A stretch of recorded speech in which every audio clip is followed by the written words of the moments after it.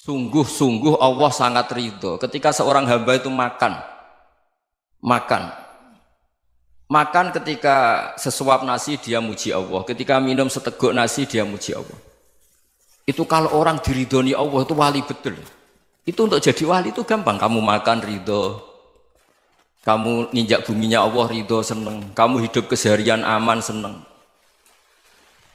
Nah ini supaya sampean kita semua ngaji betapa panduan Rasulullah untuk menggapai ridho Allah itu banyak yang keseharian sekali. Saking kesehariannya banyak dalam hadis dan itu sahih. Nabi menyebut hal-hal yang keseharian. Hatta ma tas'alu fi imra'atika, kamu punya uang kemudian istri kamu bisa makan itu ibadah. Bahkan sebagian ibadah itu dicontohkan Nabi yang akhirnya diprotes sahabat. Yaitu wa fi buti ahadikum sedekah, kamu menggauli istri kamu itu ya sedekah. Sampai sahabat bilang yang benar ya Rasulullah. Ayati ahaduna syahwatahu wa huwa lahu ajrun. Masa urusan biologis, urusan syahwat kemudian dia dapat pahala. Nabi menjawab, alai salawadu'aha fi haramin akana alaihi wisrun. Bagaimana kalau dia meletakkan ke yang tidak benar itu kan dosa. Nah, hal-hal seperti ini yang saya ingin teman-teman semua. Saya juga agak ingin ngaji demi Anda juga agak ingin. Itu dosa sekali ngaji kok pesanan kelompok tertentu itu enggak boleh. Islam itu untuk semua. Jadi ya cuma karena di depan saya jenengan ya seakan-akan jenengan korbannya. Itu ada ilmunya dalam usul fikih itu. Jadi orang itu harus ngaji usul fikih. Nama yang disebut, mungkin Mas Sufyan masih ingat zaman ngaji usul fikih. Nama yang disebut itu tidak jaminan sebagai prioritas perintah. Jadi misalnya gini, kebetulan yang di depan Nabi itu Abu Dzar. Nabi ya bilang, ya Abu Dzarin ini uhibbuka misalnya, atau ya Mu'ad ini uhibbuka, atau ya Abu Hurairah ini uhibbuka misalnya. Banyaklah riwayat yang Nabi nyebut ya Abu Dzarin, ya Mu'ad, ya Abu Hurairah. Kemudian misalnya Nabi meneruskan khitab, ini uhibbuka, saya mencintai kamu, fakul dubur sholatin, atau sebagian riwayat disebut falatadaan ladubura kulli sholatin, Allahumma inni ala dzikrika wa syukrika wa husni ibadatik.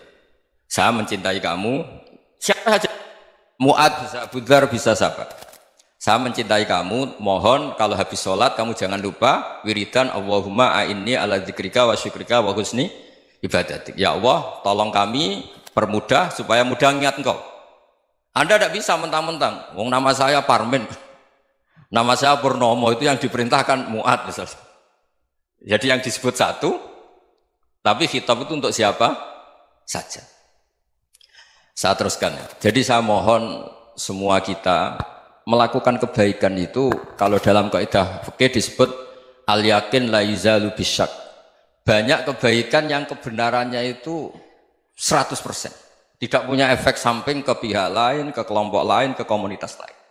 Itu tadi misalnya Anda makan, dan itu murah sekali, hanya butuh satu piring. Setiap punyaan kamu muji Allah, setiap minum kamu muji Allah. Itu redaksinya Rasulullah SAW disebut, Allah sangat ridho ketika seorang hamba makan, kemudian dia memuji Allah. Atau minum, kemudian dia muji Allah. Logikanya gampang, negara seperti ini yang kamu harapkan bentuknya kayak apa, mertua, ipar, komunitas, tetangga, itu nyata terjadi itu kan belum pasti. Sementara yang mesti terjadi adalah kamu butuh makan, kalau tidak mati. Butuh minum, kalau tidak mati. Butuh bumi yang nyaman ditempati, kalau tidak kita juga mati. Sebab itu Allah kalau menyebut nikmatnya itu hal-hal yang keseharian. Alladzi at'amahum min ju'. Allah itu siapa?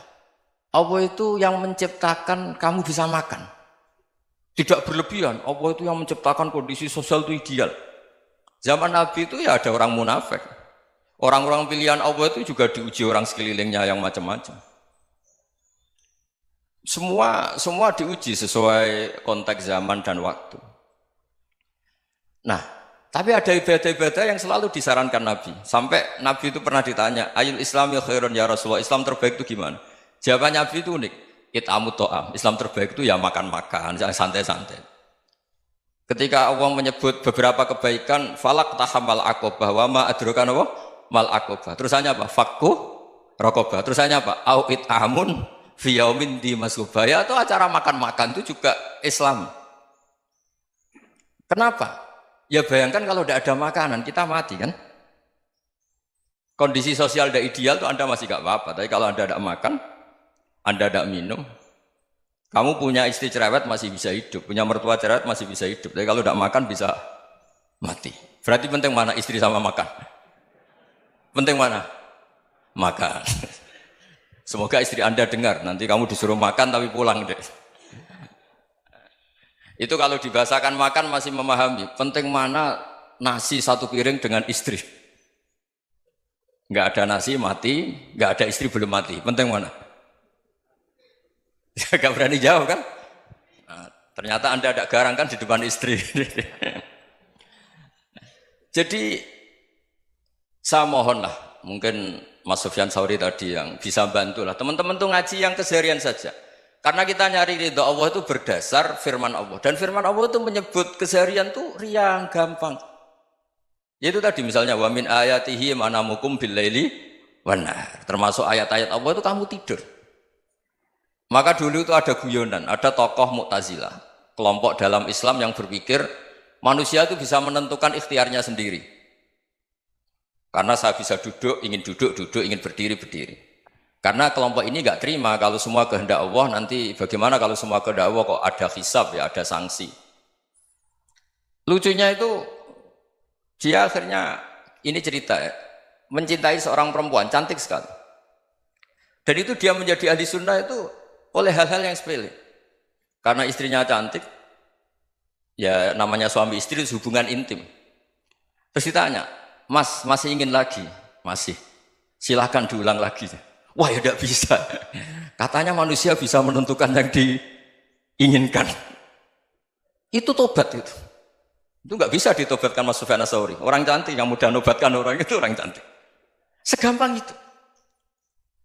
Akhirnya kita tahu, makanya kalau dalam kitab Hikam itu disebut al-akil mayyakul madza yaf'alu wa hubi wal ghafil mayyakul madza af'al. Orang yang punya akal karena sadar ini wilayah Allah, semua milik Tuhan. Itu dia tiap hari berpikir, besok Allah akan melakukan apa terhadap dunia ini. Kamu merencanakan sesuatu mau plesir, ternyata gempa. Mau wisata ke Rusia, ternyata perang. Kamu tidak pernah tahu apa yang akan terjadi besok. Wa ma tadri nafsum madza taksibu ghadan. Tapi anda semua kita ini sering punya jadwal permanen. Makanya saya kalau diundang siapa saja, bisa takdir. Yang jelas Gus ini acara penting. Ya masih acara penting nak pangeran ngersakno piye? Kowe ape dadi pangeran, kamu kok mau jadi Tuhan? Itu kadang ya kiai. Penting Gus acara ini jenengan harus memastikan bisa. Loh kamu itu yang ngajarin tauhid, sesuatu itu biadillah kok bilang-bilang apa pasti. Kalau maksa terus tak tobatkan kamu kata saya. Ya kalau gitu Gus bilang insya Allah. Wah itu hati saya, fisik saya, roh saya sudah bilang insya Allah. Tidak usah kamu latih kata saya. Nah hal-hal tauhid keseharian itu gampang sebetulnya. Wal ghafil yaqulu madza af'al. Tapi orang yang lupa Allah dia setiap hari bilang besok apa? Kita bisa melakukan apa? Seakan-akan dia itu aktor, dia penting, dia subjek permanen, dia. Padahal kita ini hanya objek kehendak Allah Subhanahu wa taala. Karena kita yakin sesuatu yang terjadi di alam raya ini kita tidak bisa apa-apa. Makanya saya sering ngaji, sering bilang saya, ketika Anda mensifati Allah, Dia yang menghidupkan. Sudah itu tanamkan sehingga ketika kita mati santai saja. Kenapa santai? Allah punya cara menghidupkan kita. Zaman kita hidup juga gak tahu caranya ngelola jantung, ngelola paru-paru. Kamu juga gak tahu ngelola oksigen yang tidak beracun, tidak mengandung polusi. Tahu-tahu hidup. Gak ingin tua ya tahu-tahu tua, gak ingin mati tahu-tahu mati. Selama ini kita hidup juga agak tahu apa sebetulnya. Hanya gaya tok, punya jadwal, punya planning. Kalau kamu bisa menentukan pilihan Anda, pasti Anda istrinya cantik, 4 neriman semua, kona'ah semua. Nyatanya enggak kan? Ada 1 jelek, cerewet. Oh itu kan, nyatanya enggak bisa apa-apa Anda kan? Dan kamu bawa mati lagi. Itu kan, istri Anda juga gitu, punya keinginan, punya suami yang ganteng, yang jabat, yang neriman, yang enggak poligami. Ya enggak kesampaian juga. Kalau kita ngitung tingkat kegagalan kita itu gagal terus. Ya kan? Nah, terus ingat Allah, madza yaf'alu wa hubi. Orang yang punya akal selalu berpikir Allah itu menghendaki apa terhadap saya.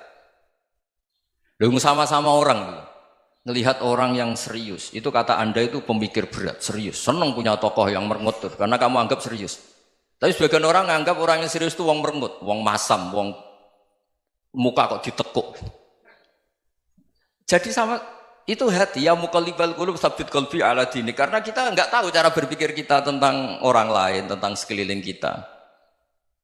Misalnya kita orang baik yang jenis ngrumat fakir miskin. Ada orang bangun masjid mewah itu janggal. Apa artinya masjid mewah kalau banyak orang kelaparan?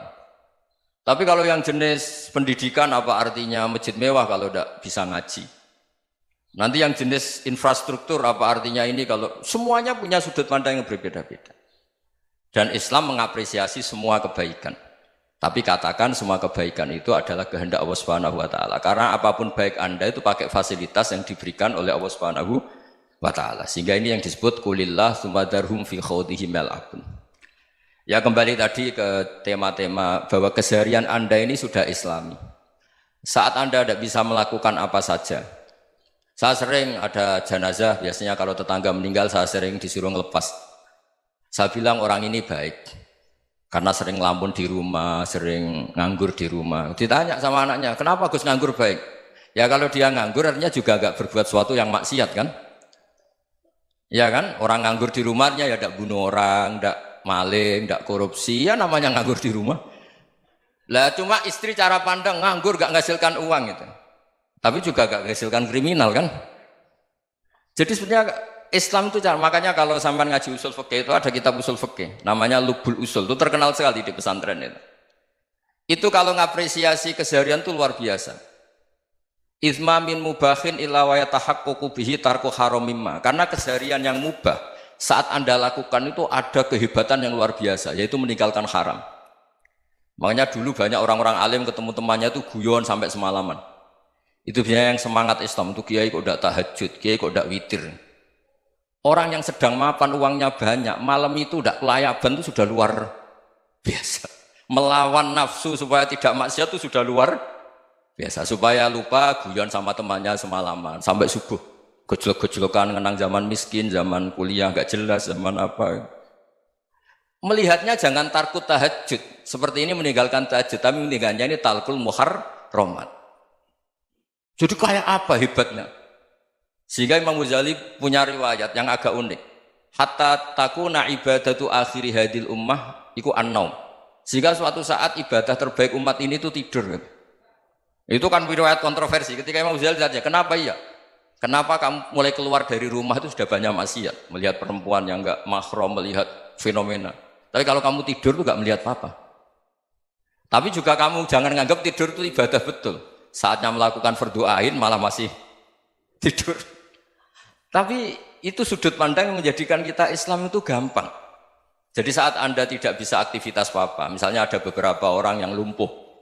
Lumpuh itu memang nggak bisa Jumatan, nggak bisa ibadah, tapi dia juga nggak bisa maksiat. Tidur itu memang Anda saat itu tidak bisa tahajud, tidak bisa witir, tapi saat itu ada zina, ada maling, tidak gosipkan orang, tidak bully orang, tidak menanamkan kebencian, tidak hasud. Sehingga tidur menurut Allah Ta'ala wa min ayatihi manamukum billaili apa? Wan-nahar. Karena di tidur itu selain ada unsur istirahat, jaga kestamina, juga ada unsur meninggalkan beberapa keburukan. Nah saya mohon ibadah yang keseharian ini kita jaga. Supaya kita semua baca ayat itu fasih. Fasih itu tertanam di hati. Allah itu siapa? Alladzi at'amahum min ju'i wa amanahum min khauf. Dan Allah kalau cerita di Quran itu anna sababnal ma'a sabba thumma syaqaqnal ardhan wa syaqqa fa ambatna fiha habba wa inaba wa qadba wa zaituna wa nakhla wa hadaika hulba. Kamu tahu saya ini siapa kata Allah? Saya ini adalah Tuhan yang menurunkan air. Kemudian ada tanaman banyak. Habba wa inaba wa qadba, ada zaitun, ada tin, kalau orang Jawa mungkin ada tela, ada padi, ada mangga, ada pisang. Sudah. Wa inaba wa zaituna wa nakhla wa hadaika hulba. Ada perkebunan yang lebat. Tujuannya apa? Mata Allahkum, silahkan kamu pakai, kamu nikmati. Tapi karena kadang kita ini punya ide-ide besar. Tadi untuk syukur saja nunggu punya istri riman, rumah baik, tetangga baik, komunitas baik, semuanya baik baru syukur. Lama-lama nanti ada di surga, syukurnya nunggu surga paling kelas A. Itu sudah ada yang menghuni Rasulullah, kamu nggak boleh di situ. Masa untuk syukur saja? Repotnya Masya Allah. Jadi mohonlah Quran yang kalau Anda hafalkan juz sama itu kan ada ayat-ayat yang kayak tadi. Ya, fal yang dzuril insanu ila ta'ami. Coba lihat Apa yang kamu makan ya? Dari mana? Dan untuk mempertahankan hidup kamu keseharian. Jadi jangan kira ibadah itu harus membentuk komunitas yang versi Anda. Ibadah itu harus yang hal yang mulu-mulu. Kesehariannya Anda alami. Loh ini saya tidak bikin-bikin. Saya ngaji bukan karena berdasar pesanan. Itu ayat yang saya baca kan betul ada ayatnya kan. Fal yang dzuril insanu ila ta'ami. Anna sobabnal ma'a sobba. Thumma syaqaqnal ardo syaqqa. Fa'ambasna fiha habba wa inabau wa qadba wa zaitunaw wa nakhla wa hada'iqa gulba. Terusannya apa? Mata'al lakum. Silakan kamu nikmati. Mata itu silakan kamu nikmati. Ya kayak sampean dikasih hidangan ya makan. Ya sudah makan. Habis makan ya minum. Habis itu ngantuk ya tidur. Ya sudah normal-normal saja. Kayak apa indahnya Islam. Tapi Anda mencari Islam yang gimana lagi? Nah itu yang diajarkan guru-guru kita, diajarkan sanad kita sampai Wali Songo, sampai Rasulullah SAW. Bahwa pada akhirnya ada jihad, ada perang. Itu dulu memang perang, bukan membunuh. Beda. Dulu kita dijajah Belanda ya perang, dan itu normal karena kita dijajah. Jadi ketika orang lain ingin baik sama kita, wa in ahadum minal musyrikin astajaroka ya fajirhu hatta yasma'a kalam Allah. Kalau mereka ingin baik ya kita baik. Makanya ada istilah mustakman, mu'ahad. Kalau mereka ingin damai, berdampingan dengan kemajmukan ya itu yang lebih baik. Karena memang Islam menghormati proses perdamaian. Wa in janahu lis-salmi ya fajnah lah. Kalau ingin damai ya kita harus